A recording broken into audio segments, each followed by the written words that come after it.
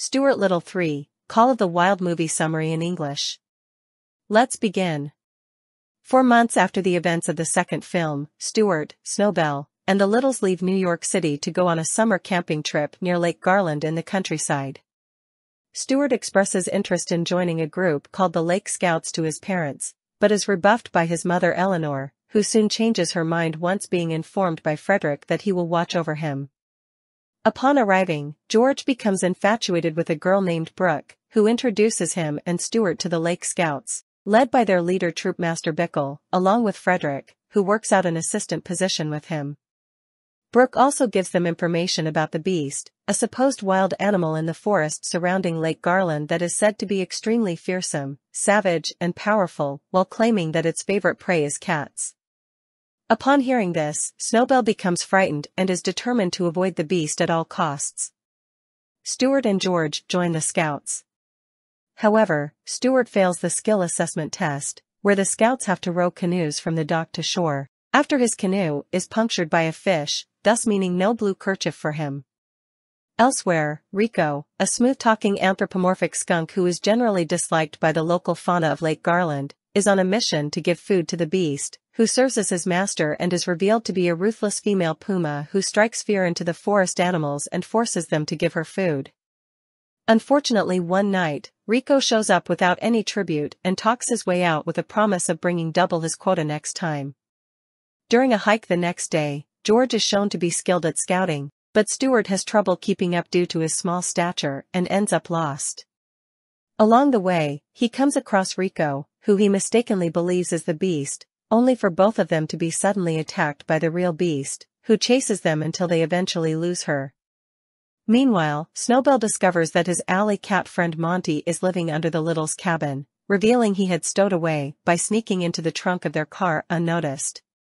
He decides to make Monty a lookout for the beast in exchange for food. While struggling with the tasks and activities that the Scouts are performing, Stuart makes a deal with Rico that he will help him learn the ways of the forest, in which he accepts, causing a friend. That evening, Stuart invites Rico over to dinner and introduces him to the Little family.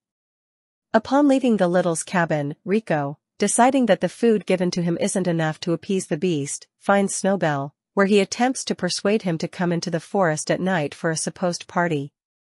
At first, Snowbell refuses, but Rico lies to him by saying that all of the stories about the beast are false.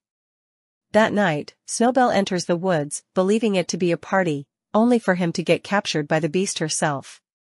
Upon having observed Snowbell getting kidnapped, Stuart attempts to tell his parents, George and the Scouts, the truth about his friend getting captured the next morning, but none of them believe him, thinking Stuart was just dreaming the whole time and telling him that the beast was only from a story. With no choice, Stuart goes off to rescue Snowbell on his own, but learns along the way that Rico was in cahoots with the beast and responsible for Snowbell's disappearance the other night before disowning him as his friend.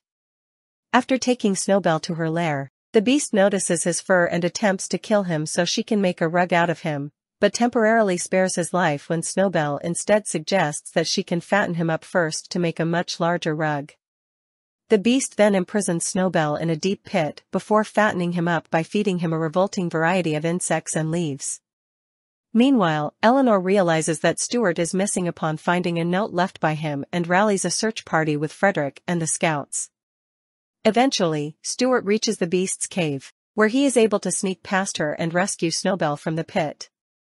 On their way out, Stuart and Snowbell find themselves blocked by the beast, whom Stuart overwhelms with salt and pepper before he and Snowbell escape and build a trap covered with leaves and sticks, knowing the beast will fall through it just as she catches up to them.